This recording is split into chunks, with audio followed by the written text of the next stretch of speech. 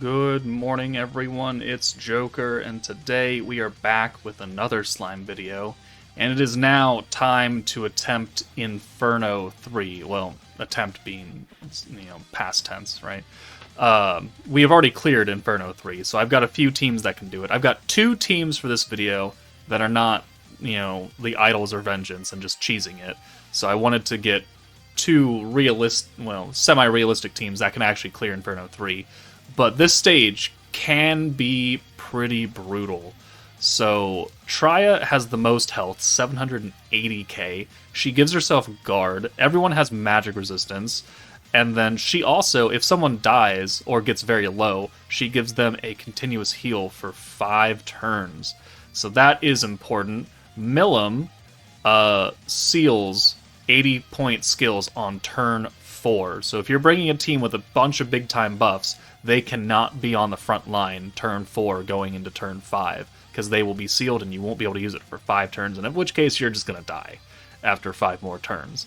And then Ranga is stacking attack on everybody. Crit rate, pierce rate, earth attack, crit damage, pierce power. So all of them are doing very, very fun things that you want no part of. And they have a decent amount of HP for an AoE stage. So things can look a little hairy. And also what I've noticed is that they really, really focus on one character. Like they'll send, out of like 6 attacks in turn, they'll send 4 or 5 of them on one unit. And so it's very, very easy for someone to just straight up die. It reminds me almost of Conquest Space Milim, because they hit really hard and they hit a lot. And if they don't like someone, they will make sure that they do not live past like turn 4 or something like that. So there are a few dangers, and unfortunately, the current meta team as it is just not overly strong, because we only have Shuna and we only have Trainee, and they are not, super big damage dealers. We're going to need that Fire Benimaru before this becomes, much easier to do. But we will go ahead and get started with the two teams that were able to do it, with a little bit of RNG. Alright, so this is the first team using, what amounts to the meta. We've got Trainee, we've got Gobta, Water Shuna's here, skill-fused Space Rimuru, so he's got the 40% attack buff and the 30% ult resistance down. Very, very good skill. We've got Shuna as our quote-unquote DPS currently, and then we've got Fount of Wisdom Rimuru. Remember that he has an 80-point buff, so he cannot be on the line on turn 4. He needs to go away. So in order for his skill not to be sealed. But there is a way to make this work where you do just enough damage to actually kill. And it does require a lot of RNG, but only on turn 4. Only one turn, but it is a lot of RNG that you need. So turn 1, Gobta will be able to orb change into that full 6 Hand of Greens. We've got protection gauge units underneath both Shuna and Fount of Wisdom Rimuru, so we're able to get double stack of Trainee on turn 2. So, and then Shuna is also giving us extra skill points on turn 2, so we're going to leave her up front. So we're going to use Gobta and then swap out both him and Space Rimuru here. And then we're going to go ahead and send 6 blue. And if you don't have a protection trait under Fount of Wisdom Rimuru, I would just leave him in the back for now. It's not important that he be up front, because he's going to get swapped next turn anyways. So 15k, I mean, we didn't do that much damage. This turn, honestly, the orbs don't matter. Like, you can get any orb you want, because we have Shuna's whole convert. As long as the front line is Tempest Elite, that means that Fount of Wisdom Rimuru is going to go away after we use the Pierce buff. That's the important part. The Pierce buff lasts for 3 turns, and if we want to full buff both Shuna and Rimuru, we have to use that first before sending Rimuru away. And now here we bring Gobta in, the whole line is Tempest Elite, and now we have a full hand of blues. We've got double stack of Trainee, which means that we can immediately get Shuna an EX ult for free, essentially. The orbs, again, don't matter. You could have 0 orbs for Shuna. We're still going to get the EX ult, because she has the highest attack stat, and we made sure that she has the highest attack stat on this front line. So we're going to spread the damage out, and now we're hitting Milim, and now the follow-up orbs will also hit Milim. She has the Pierce buff as well, so they'll do, okay damage when it's actually her orbs. And now here, again, total RNG non-factor. We're going to ult swap, and we're going to use the Shuna Convert again. Another full hand of blues, 130 points. So ult swap, and then orb change to full hand of blues. And now we're going to bring Fount of Wisdom Rimuru back in. And this is very important, because we need him to get some orbs, and also we need a double stack of trainee again. So we cannot use trainee right now. We need to save it. We have 60 points extra. There's nothing we can really do. We're not going to use that. We're just going to send these orbs on Ranga now. And this is very important right here, because we need max points. We need another double stack of trainee because of what we're going to do next. So boom, cool. We have one more turn of the Pierce buff with Shuna because it lasts for 3. This is the second turn, so this is the third turn coming up. And now here's where the RNG comes in. I'm going to pause it right fast. So this turn, we need to be able to send 6 blues to get enough points on turn 5 to full nuke. So we have 2 oranges right now, and we have a blue orb coming in. This is absolutely perfect because we have Water Shuna and Rimuru here, who both have a double orange orb change, and that is going to be the key. So now that we have an all EX alt for Shuna, we could use the Fount of Wisdom buff, the 80-point buff, and put it on her, and she can go away.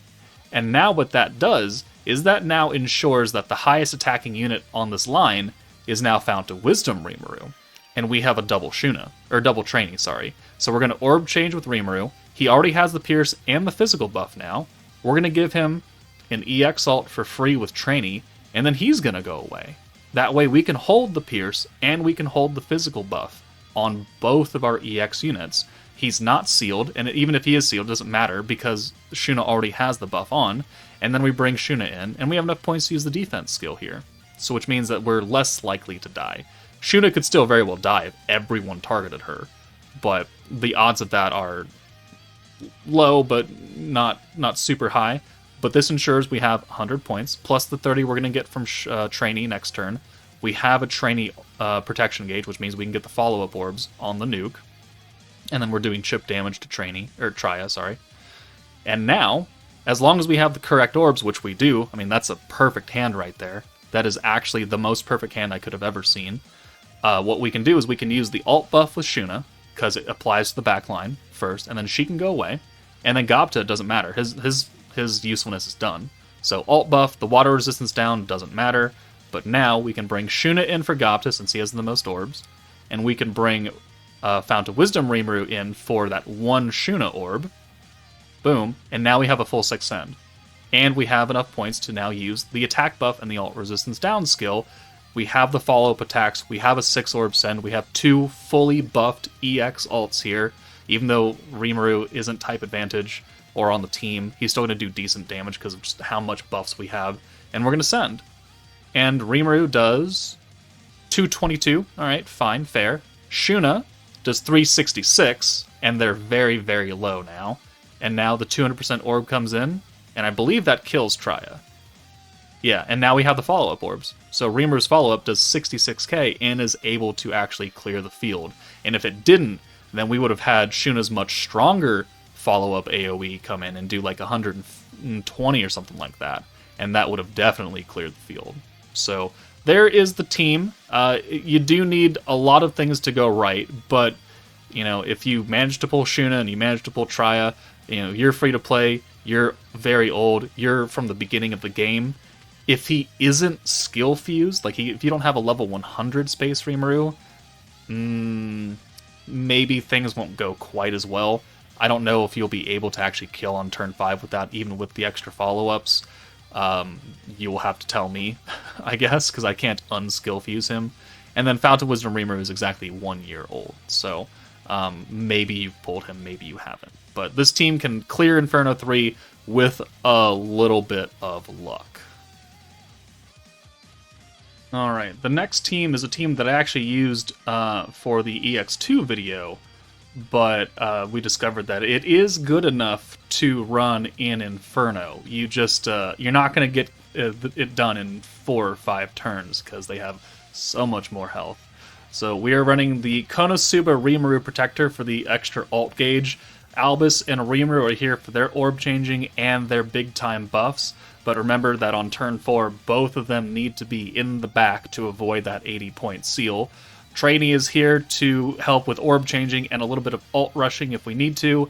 And then we have the AoE Christmas Shizu and then the EX single target Summer Shizu, both being fire physical units, both being able to buff each other. And it's going to look pretty good. It's just, it's going to take some luck to get to that point. So, but we have orb changes covered for most things. We have a green converter, an orange converter, and Trainee is a special convert. We just can't handle more than like 3 of any color at a time. And that could definitely happen. So turn 1, Albus, we have to use her orb change, so next turn it's going to be much more expensive. So turn 2 is where a lot of the RNG is going to come in, because you can only use Rimuru and Trainee's orb change. But we're going to swap both of them out for the Shizus, and we're going to just do some chip damage here on all 3 enemies to get them low. Christmas Shizu, because she's not an EX character, doesn't get the EX ult, she is not going to straight up wipe.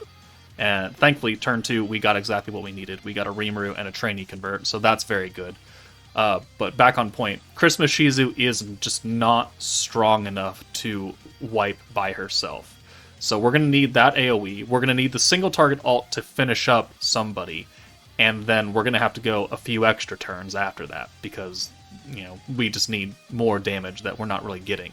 If we had 2 AoEs, then that, the story would be very much different, but we don't, and that's unfortunate. But we are able to do a decent amount of damage. We're going to focus on Traya, though, because she does give that, constant heal if someone gets low, and we don't want that. We don't want the enemies to continue to heal themselves, so we need to get her out. Turn 3, excellent. We only have 1 orb to convert here, although Rimuru is starting to look, a little low.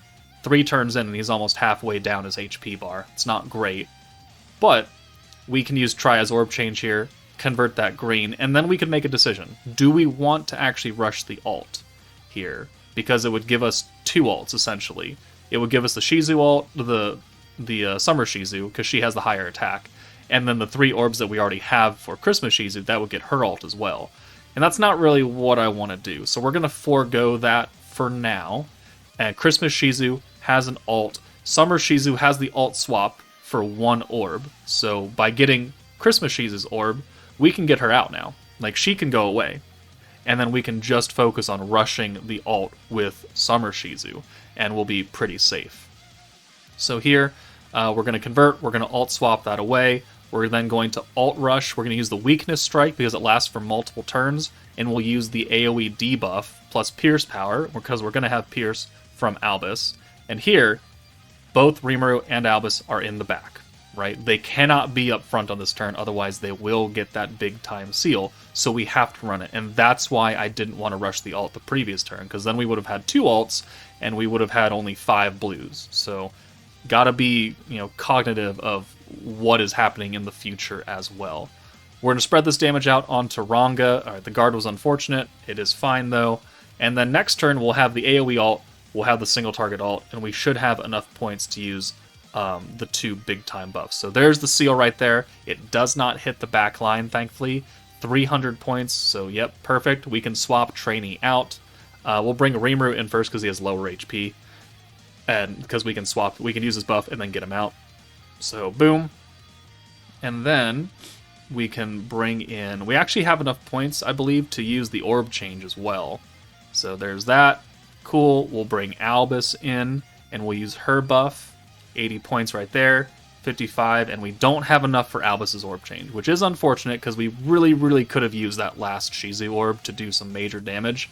But, oh well. We're going to have to run with 5 orbs here. So we're going to AoE first. She lowers Pierce resistance, or she gives Pierce power, one of the two. She has something with Pierce on her ult, which will help. And then we'll send the single target to finish up Traya. So 518k, a lot of damage, but not enough to wipe. 894 single target, that would have wiped 1 person by itself. And then the follow-up orbs, we're going to try and kill Ranga here, and we do. So that leaves 1 unit, Milim, who doesn't really do that much. Ranga gives all those big-time buffs. Mirren gives the heal. So Milim is, logically, the best unit to leave alive at the very end, because she doesn't really do all that much to herself. She has the big-time seal, and that's about it. So now it's just a game of whittling her down and trying to get another, hopefully, single-target ult for Summer Shizu.